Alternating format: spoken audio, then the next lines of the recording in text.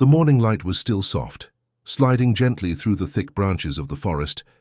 The road that cut through those woods was almost empty, a narrow line of grey surrounded by green walls of trees. Dew still clung to the grass and the air smelled of damp soil and pine. A lone car moved slowly along the winding path, its tires making a faint hum against the uneven asphalt. Behind the wheel sat a man, a traveller who often took this shortcut through the forest on his way to the nearby town. He liked the peace here. The forest had a rhythm that calmed his thoughts, birds calling from high branches, the occasional rustle of leaves, and sometimes, if he was lucky, a glimpse of wildlife crossing the road. But that morning was different. As he turned around a sharp bend, something unusual caught his eyes ahead, a shape lying in the middle of the road. At first, he thought it was a piece of fallen branch or maybe a dead animal hit by some vehicle earlier. He slowed down, his headlights briefly glancing off the shape. As the car crept closer, he felt his stomach tighten. The shape moved just slightly, but enough to show it was alive. He stopped the car a few feet away and stepped out, the air instantly cooler and quieter. The forest seemed to hold its breath. In the middle of the road, lying awkwardly on its side, was a large bird. Its feathers were dull with dust, wings partly spread as if it had tried to fly but couldn't. He took a cautious step closer. The bird lifted its head weakly, revealing a pair of fierce yet tired golden eyes. An eagle, a magnificent creature, but something was terribly wrong. Around its neck, just below the feathers, there was a swollen lump, red and inflamed. The skin looked stretched and painful, as if some infection had taken hold. The man crouched nearby, keeping a safe distance at first. He could see the bird breathing heavily, chest rising and falling in uneven rhythm. The eagle tried to shift its wings, but pain forced it to stop. He could see fear in its eyes, the kind of fear that comes from being trapped between strength and helplessness. He spoke softly, his voice low and calm. "Easy, easy. I'm not here to hurt you." The eagle blinked slowly, its beak opening slightly as if it wanted to make a sound but couldn't. The man looked around. The forest road was empty, silent except for distant insect calls. There was no one else to help. He realized he couldn't leave it there. Another car might come or a predator might find it. He walked back to his car and opened the trunk. Inside was a thick blanket, some water, and an old first aid box he always carried on long trips. He returned to the eagle, speaking gently all the while. "It's okay, buddy. I'm going to help you. Don't move too much, okay?" Very carefully, he laid the blanket over the bird to keep it calm and prevent it from struggling. The eagle flinched but didn't attack. Maybe it sensed that the man meant no harm. When he lifted the bird, he could feel its body trembling. It wasn't heavy, but he could sense the strength hidden under its feathers, the muscles of a hunter, now weak from pain. He placed the eagle gently on the passenger seat, adjusting the blanket to support its head. For a moment he just sat there, breathing deeply. He had never held an eagle before. Seeing such a wild, powerful creature so vulnerable stirred something deep inside him. He started the car again, driving slowly. His mind raced. He knew there was a small wildlife rescue center about 30 kilometers away, near the edge of the forest. If he could get there fast, maybe they could treat the infection. But as the road wound deeper into the trees, the signal on his phone vanished. No GPS, no calls. Just him, the road, and the forest. He glanced at the eagle. The bird's eyes were half closed, its breathing shallow. He reached over and poured a little water into a small cup, holding it near the eagle's beak. It didn't drink at first, then took a few slow sips. "Good. That's good," the man whispered. The forest outside seemed endless. The light changed as clouds drifted across the sun. A few times he thought he heard something in the trees. The distant call of monkeys, the flapping of wings, maybe even a predator watching from the shadows. The forest was alive, unpredictable, and beautiful. After several minutes, the road grew rougher. He had to slow down again. The eagle shifted slightly, letting out a soft, rasping cry. It was the sound of pain. He looked closer. The swelling on its neck seemed even larger now, pulsing slightly with each breath. He could see flies gathering near the wound, and he quickly waved them away. The sight made his heart sink. He pulled over again. He couldn't wait until the rescue center, not when the infection was spreading so fast. He knew a little about treating animals, having once volunteered at a small shelter. He opened his first aid kit. Inside there were antiseptic wipes, clean gauze, and a small pair of scissors. He took a deep breath. "Okay, buddy. I'll try to help you here." He wrapped part of the blanket around the eagle's body to keep its wings still. The bird struggled a bit, its claws flexing, but then went still again. He gently brushed aside the feathers around the wound. The swelling looked worse up close. A large abscess swollen with fluid, possibly pus. He knew it would need to be drained, but that was risky out here without proper tools. He dabbed the area gently with antiseptic, and the eagle flinched. Its golden eyes locked on his face, filled with pain but also trust, or maybe just exhaustion. I know, he murmured. "Hang in there." The man decided he would clean it as best as he could and wrap it lightly until he could reach the center. He worked slowly, trying not to hurt the bird. Every now and then the eagle let out a low sound, half growl, half whimper, and he'd pause to calm it down. Minutes passed like hours. The forest around them was completely silent now, as if nature itself was watching. Finally, he managed to clean most of the wound and cover it with gauze. It wasn't perfect, but it was better than before. The swelling was still there, angry and red, but at least the wound wasn't open to flies anymore.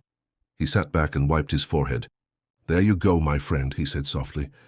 "You're going to be okay." The eagle blinked at him slowly, its head resting against the seat. For a moment, man and bird just sat there, two beings from completely different worlds, bound by a strange moment of trust. He started the car again, determined to get moving before sunset. The forest road twisted ahead like a snake, the trees whispering with every gust of wind. He drove carefully, glancing at the eagle now and then. It seemed calmer, though very weak. As the car rolled through a particularly dense part of the forest, he thought he saw movement up ahead, just a shadow crossing the road. He slowed down instinctively, scanning the trees. Nothing. But the forest was different now, quieter, darker, as though the light itself was being filtered through thicker clouds. He felt a strange unease. Maybe it was just his imagination, or maybe the forest had truly fallen silent because something was near.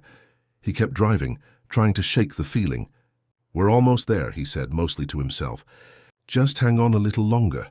But deep down a thought began to grow, a quiet worry that maybe the worst wasn't over yet. He looked at the eagle again, its body rising and falling in shallow rhythm, and for the first time he noticed something he hadn't seen before, faint tremors running through its body. The man frowned. He reached out, gently touched its wing. It was cold. He pulled the car to the side again, heart pounding. The forest air felt heavier now, the silence deeper. He leaned closer, watching the bird's chest move. Slow, too slow. "Hey, stay with me," he whispered urgently. "Come on, you're okay." The eagle's eye flickered open just slightly, and a weak sound came from its throat, a sound that made his heart ache. He held his hand near its beak, feeling the faint warmth of breath still there. "You're strong. Don't give up now." But somewhere in the distance he heard a strange sound, a sharp cry echoing through the forest, not from the eagle but from somewhere deeper among the trees. It didn't sound like any bird he knew. It was distant yet powerful, and it sent a chill down his spine. He turned toward the sound, the forest suddenly alive again with distant rustles and whispers. The eagle stirred faintly as if reacting to the noise. The man looked back at it, confused, uneasy. Something about that sound didn't feel right. He gripped the steering wheel tighter, glancing once more at the dark forest ahead. The feeling that something terrible was waiting just beyond the next bend grew stronger, though he couldn't explain why. He pressed his foot on the accelerator, trying to move faster, unaware that the moment he turned that next corner, everything in his quiet rescue mission was about to change forever, and the forest was about to show its darker side. The man's hands tightened on the steering wheel as the car rolled forward, its headlights cutting through a curtain of mist that had started to creep between the trees. The forest seemed to change with every meter, darker, thicker, more secretive. The shapes of trees pressed close to the road as if watching him pass. Somewhere far above, unseen wings beat the heavy air, and a single crow cawed before silence fell again. Inside the car, the only sound was the soft rhythm of the engine and the shallow, uneven breathing of the injured eagle. The man glanced at it again. The bird's eyes were half open now, staring at nothing, its chest rising in small jerks. The bandage around its neck was already stained dark from the oozing wound. He reached over gently and touched the edge of the gauze, checking that it hadn't slipped. The eagle shuddered but did not resist. "You'll make it, buddy," he whispered. Just a little longer. The mist thickened. The road narrowed until he could barely see more than a few meters ahead. His phone still had no signal. He remembered there should be a wooden sign somewhere soon, something that pointed toward the wildlife rescue track. If he could find that turnoff, the rest would be easier. Minutes passed. The air outside felt heavier, cooler. The hum of insects had faded, replaced by an odd stillness. Then, from the edge of his vision, something moved. He caught only a glimpse, a large shadow slipping between trees. He slowed down, eyes darting to the sides of the road. Nothing, maybe just a deer. But the shape had seemed too big, too low to the ground. He forced himself to focus on driving. The tires crunched softly over gravel. His mind raced between hope and worry, about the eagle, about reaching help, about the strange silence outside. Then he saw it, the old wooden sign half hidden by vines. It leaned at an angle, the paint nearly gone, but he could still make out the faint letters. Wildlife Center, 12 km. Relief washed through him. He turned the steering wheel carefully and guided the car onto a dirt road that branched off into the forest. The tires sank slightly in mud, throwing up streaks of wet earth. This track was rough, uneven, and clearly not meant for small cars. Still, he pressed on, determined. After a few minutes, the track dipped into a small clearing. He stopped the car again, checking on the eagle. Its breathing was slower now, too slow. The man frowned and unbuckled his seatbelt. Hang on, he muttered. He poured a few drops of water near its beak again, hoping to keep it hydrated. The bird's tongue flicked weakly, then stilled. A tremor of fear went through him. He placed 2 fingers gently near its chest.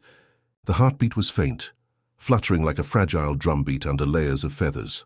"Don't you give up," he said, voice breaking slightly. "We've come this far." He remembered seeing some honey and salt tablets in his glove compartment, things he sometimes used when hiking. He crushed a little of the tablet, mixed it with water, and dabbed a few drops along the eagle's beak. It took a moment. Then the bird's throat moved, swallowing. That tiny response gave him a spark of hope. He leaned back for a second, breathing deeply, trying to calm his own pounding heart.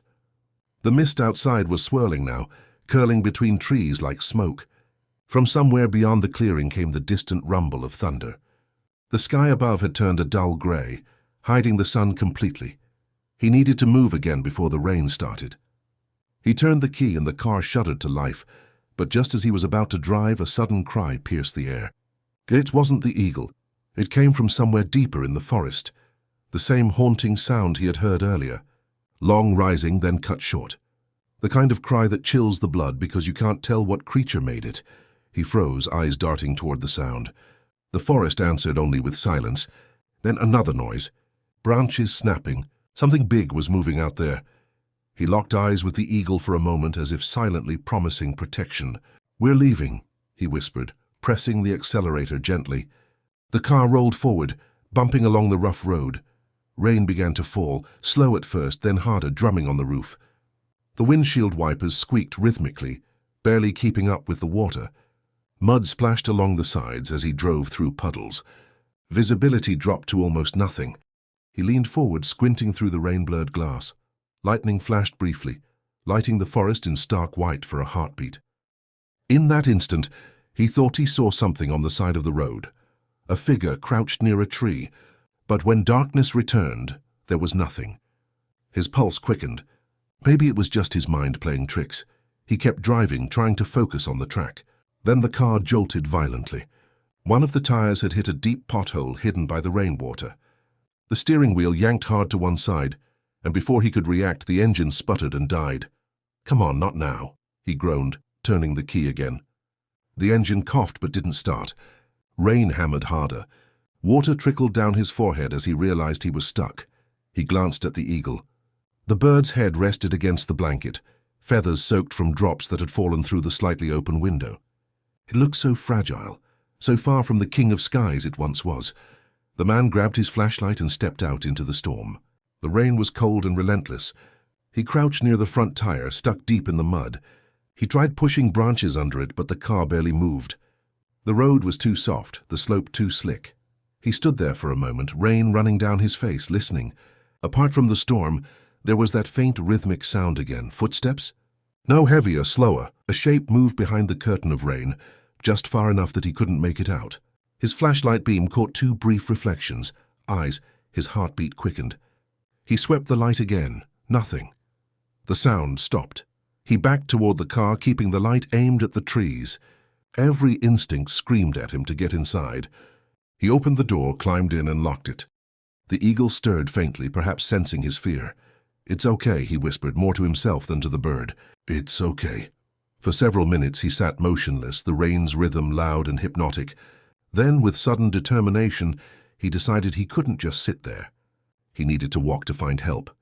He checked his map. 12 kilometers to the rescue center. On foot in this weather it would take hours. But there might be a ranger hut nearby. Sometimes the forest department kept small outposts along these roads. He looked at the eagle again. He couldn't leave it behind, not like this. The car would be safe enough if he stayed close. He wrapped the blanket tighter around the bird, making sure the wound was still covered. Another flash of lightning. This time he clearly saw movement, a large shape crossing the road a short distance away. Muscular, low, fast.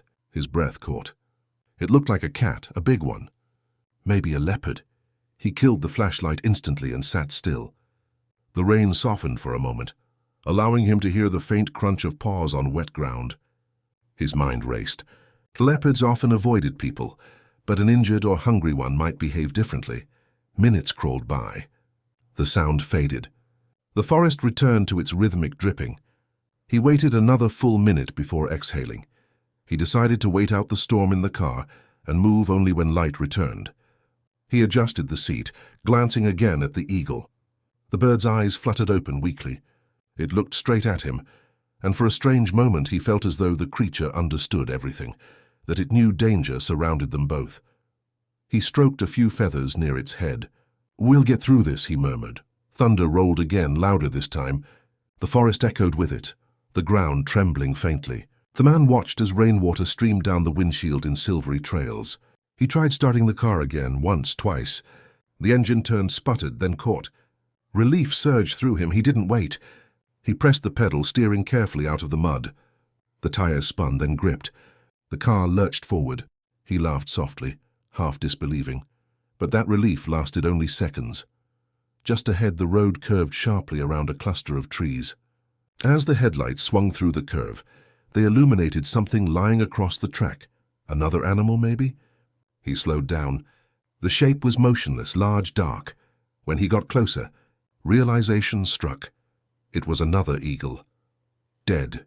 Its wings spread wide across the muddy road, feathers torn, chest still and soaked with rain. He stopped the car completely, stunned. Two eagles, both injured in the same forest? The one beside him made a faint noise, a trembling cry that echoed the sound he had heard earlier. The live eagle's eye opened wider, staring at the body outside as if recognizing it. The man felt a chill run down his spine. He had no idea what had happened here, but the coincidence was too strange. He stepped out cautiously, rain still falling hard, and shone his flashlight on the dead bird. There were deep wounds on its neck, similar swelling, same infection marks, but these looked torn, almost ripped open. Around the body, the mud showed tracks, paw prints, big ones. He swallowed hard and turned slowly, light trembling in his hand. The prints led back into the trees. He backed toward the car, scanning the darkness. The forest felt alive again, but not with calm. It pulsed with a raw, unseen energy. He got back inside, locked the doors, started the car again and whispered, "We're getting out of here." The eagle made a faint sound, its gaze still fixed on the forest beyond the glass. The man pressed the accelerator, trying to push down his growing fear. The dirt track ahead was slippery and... For a few heart-stopping seconds, neither man nor creature moved. Rain hammered the car roof in thick silver streams. The wipers swept back and forth with a useless squeak. The headlights cut two bright cones into the wall of mist, and within that light, the figure stood, tall, broad-shouldered, drenched. The man's breath caught. It wasn't a person.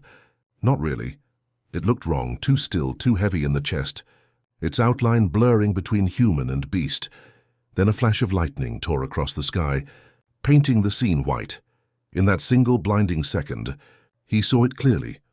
A leopard standing upright on the low rise ahead, its golden eyes blazing like molten fire. It wasn't attacking. It was guarding something. When the thunder rolled a heartbeat later, the animal dropped back to all fours, muscles rippling beneath rain-soaked fur. Its tail flicked once. Slow and deliberate, the man froze. He'd seen leopards before from a distance. Never like this, so close he could see water sliding off each whisker. The eagle beside him made a harsh, rasping cry, half fear, half defiance. The sound drew the leopard's gaze straight toward the car. For a breathless instant, predator and rescuer locked eyes through the windshield. Then, as if deciding the car wasn't prey, the cat stepped aside, vanishing into the dark brush with one fluid motion. The man exhaled shakily, heart pounding. "Okay," he whispered to himself. "Okay, it's gone." He gripped the steering wheel tighter and pressed the accelerator. Mud sprayed behind as the car crawled forward, tires slipping on the slick road. But the relief didn't last. When he looked back toward the road, he saw what the leopard had been standing over, another body, a smaller one, half covered by leaves. He slowed down and leaned forward, blinking rain from his eyes. It was another bird, wings twisted, feathers scattered across the ground. Not an eagle this time, maybe a hawk, freshly dead. Its throat bore the same swelling, the same ugly abscess he'd seen on his injured companion. His skin prickled. Whatever disease or parasite had infected these birds, it was spreading fast through the forest. Something unnatural was happening here, and he was right in the middle of it. The eagle stirred weakly, as if reacting to the scent of its fallen kin. Its body trembled. Its eyes flared with brief life. The man reached over and steadied it, whispering gently, "Easy. You're safe."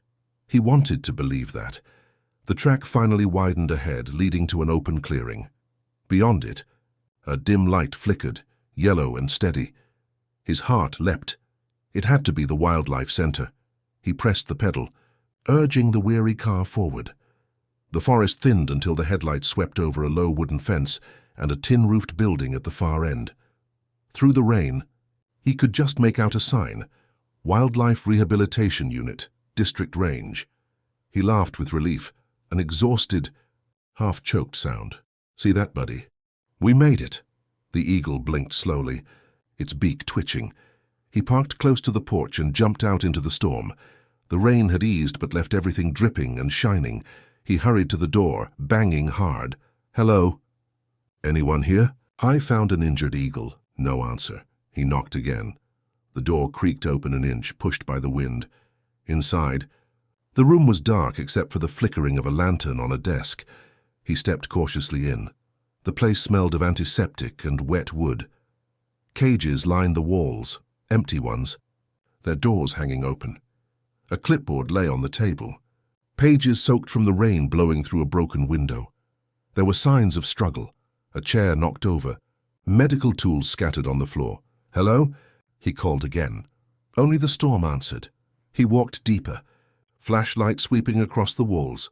On one side, he found a metal table stained with dried blood.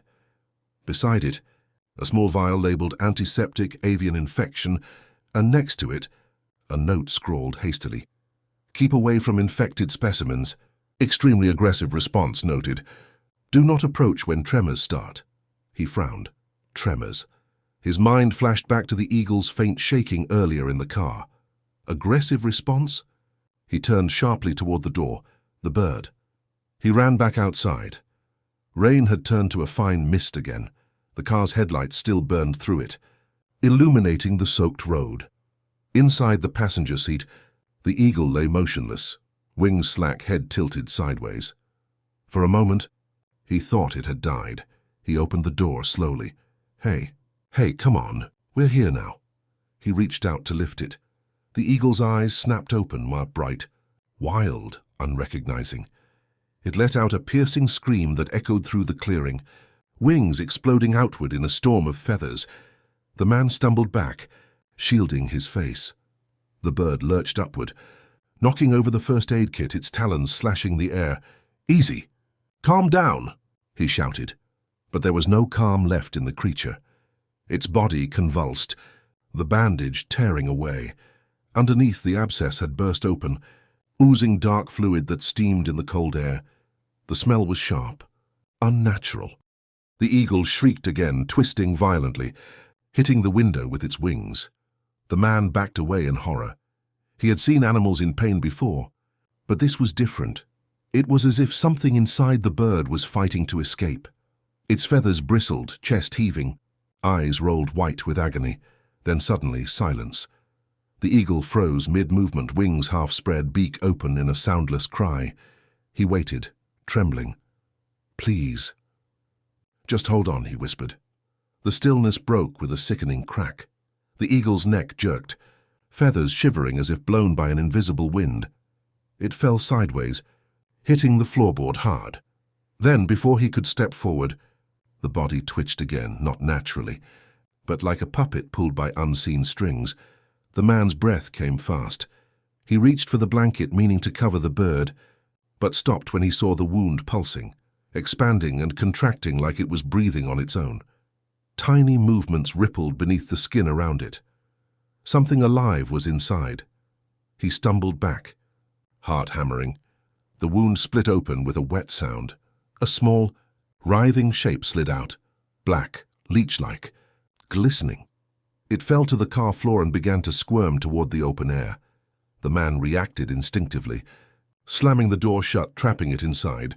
His mind reeled. Parasite? Infection? Some new forest sickness? He didn't know. He only knew he had to stop it from spreading. He looked at the eagle, lifeless now. Finally still. He whispered, voice shaking, "I'm sorry." Then he reached into his pocket for the small can of antiseptic spray he'd found in the center and sprayed it through the crack of the door. The leech thing writhed, sizzled, and went still.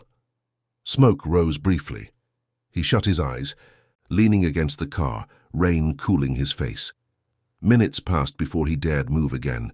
The forest had gone silent once more. Even the thunder was far away now, rumbling softly like an old giant retreating into sleep. He turned back toward the center building. Maybe there were records, or someone who could explain what he'd just witnessed. He stepped inside again, flashlight shaking in his hand. On the far wall, pinned under glass, was a map of the forest. Several red marks dotted it, each labeled with a date, all recent, all near the main road. Next to the map was another note. Multiple raptors found with swelling at neck. Behavior becomes erratic before death. Source unknown. Samples unstable. He read it twice. Then he realized the infection wasn't just killing the birds. It was changing them, and it had reached at least 3 locations along the road he had driven. A sudden crash made him spin around. One of the back windows had shattered inward. Rain hissed through the hole, but no one was there. Then, faintly, he heard it again, that strange cry echoing through the trees, the same cry that had haunted him earlier, but this time it was closer. He ran outside, scanning the tree line with his flashlight. The beam caught movement, dozens of shapes circling just beyond the clearing. Birds, large ones.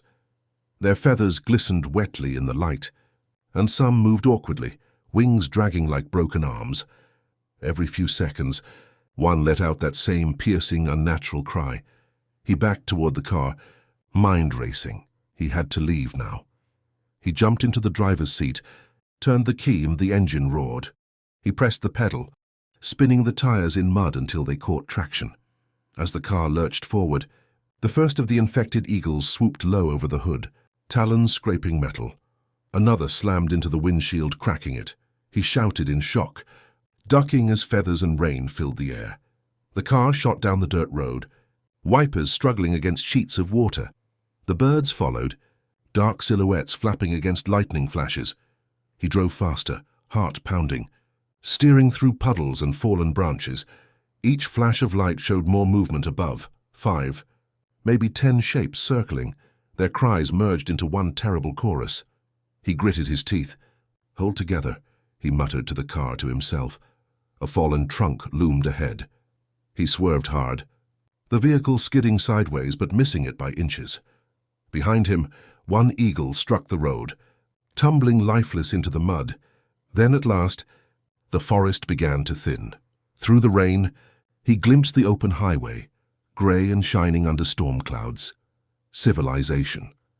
He burst from the trees onto the asphalt, slamming the brakes as the car fishtailed before straightening out. Silence again, except for the rain. He looked into the rearview mirror. The forest line was empty. No wings, no cries. Just mist curling where the dirt road disappeared into green shadows. He leaned back in the seat, shaking all over. His eyes burned. He turned toward the passenger side. The blanket lay still, soaked and torn, the eagle beneath it motionless once more. Whatever horror had happened, it was over. But deep in his chest, he knew it wasn't finished. He started driving toward the nearest town, headlights slicing through rain. Behind him, far in the forest, a faint echo rose, that same cry, distant yet unmistakable. He swallowed hard, forcing his eyes back to the road. Somewhere out there, the infection was still spreading, and no one would believe what he had just seen. The man drove on through the night, the forest fading behind him, dawn still hours away. The world outside looked calm again, but he knew that in those woods, under dripping leaves and silent skies, wings were already stirring. Something unseen watched him go, golden eyes gleaming through the mist. The forest was never truly silent after that, and neither was he.